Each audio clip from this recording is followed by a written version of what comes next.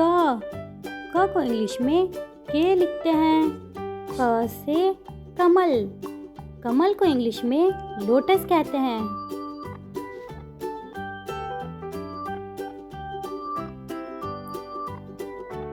क मतलब के। क से करेला। करेले को इंग्लिश में बिटर गॉर्ड कहते हैं।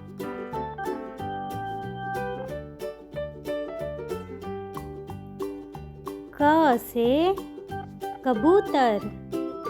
कबूतर को इंग्लिश में पिजन कहते हैं।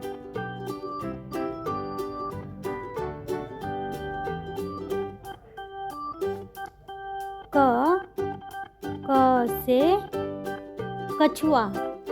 कछुए को इंग्लिश में टर्टल कहते हैं।